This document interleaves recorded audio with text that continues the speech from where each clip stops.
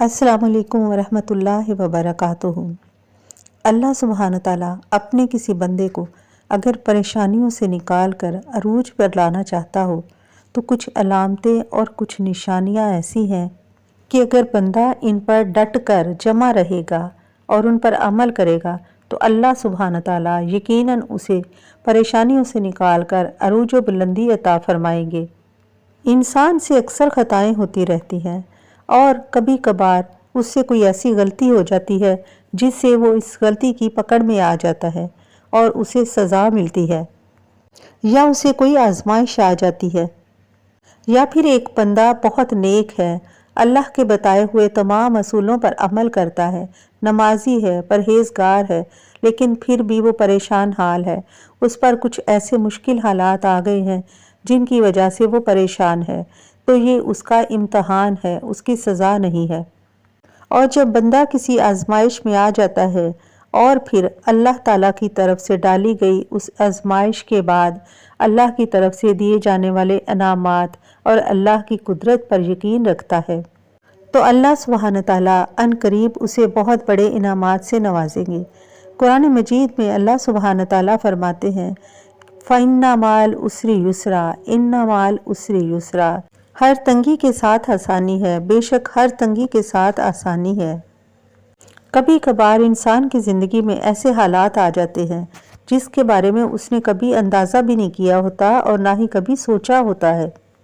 لیکن اللہ سبحانہ تعالیٰ انسان کو ایسی آزمائش میں مبتلا کر کے یہ دیکھتا ہے کہ کیا یہ انسان میری آزمائش میں صبر کرتا ہے یا نہیں کرتا، کیا اس کا مجھ پر مکمل ایمان ہے یا نہیں، یہ میرے اوپر توکل کرتا ہے یا نہیں، اور یہ بندہ مجھ سے مانگتا ہے یا نہیں، اور یہ مجھ سے اس مصیبت کے، اس آزمائش کے دور ہونے کی دعا کرتا ہے یا نہیں۔ اور اللہ سبحانہ تعالیٰ بندے کو آزمائش میں ڈال کر اس کے صبر کو آزماتا ہے۔ سب سے پہلی علامت ہے کہ وہ انسان صبر کرتا ہے اور صبر پر ڈٹا رہتا ہے، اور یہ اس بات کی علامت ہے کہ اللہ سبحانہ تعالیٰ اپنے اس بندے کو صبر کا صلہ عطا فرمائے گا۔ اللہ سبحانہ تعالیٰ اس بندے کے صبر کی قدر کر کے اسے بہترین انعام سے نوازے گا۔ اب دوسری بات یہ کہ اگر ایسا شخص جو کہ آزمائش میں گرا ہوا ہے وہ دعا مانگنے کی بجائے اللہ سبحانہ تعالیٰ سے دور ہوتا گیا، نہ اس نے نماز پڑھی، نہ اس نے دعا مانگی اور نہ ہی کوئی ذکر اذکار کیے، بلکہ وہ اپنی کوشش سے، اپنی محنت سے، اپنے دماغ سے ان سارے حالات کو بہتر بنانے کی کوشش کرتا ہے، اور وہ یہ بھی سوچتا ہے کہ جب میرے حالات بدل جائیں گے تو پھر میں اللہ سبحانہ تعالیٰ کے قریب ہو جاؤں گا، پھر میں اللہ کا شکر ادا کروں گا، اور پھر میں نمازیں پڑھوں گا، اور پھر میں قرآن پاک کی تلاوت کروں گا۔ عزیز ساتھیو، ہماری یہ سوچ بہت غلط ہے۔ مشکل وقت ہے اور مشکل وقت میں ہی اللہ سبحانہ تعالیٰ سے مانگنا ایسے ہی ہے جیسے مشکل حالات کو بہتر بنانا۔ دوسری علامت ہمارے ایمان کی یہی ہے کہ مشکل وقت میں ذکر اذکار نہ چھوڑنا، اللہ کے قریب آنا اور اللہ کی عبادت کرنا، اللہ تعالیٰ سے دعائیں مانگنا، کیونکہ مشکل وقت میں انسان کے پاس اللہ کے علاوہ اور کوئی ذات نہیں جو اس کی مدد کرے۔ تو یہ دو چیزیں، ایک صبر اور دوسرا اللہ سبحانہ تعالیٰ کا ذکر۔ قرآن مجید میں اللہ سبحانہ تعالیٰ نے بار بار ذکر اذکار کی تاکید کی ہے، تلقین کی ہے۔ اور تیسری علامت ہے توبہ استغفار کرنا۔ جب انسان مشکل میں ہوتا ہے تو اسے کچھ سمجھ نہیں آتی کہ وہ کیا کرے، کس طرح اپنے حالات کو بدلے۔ اس میں یہ تین علامتیں، صبر، ذکر اور استغفار کا ورد،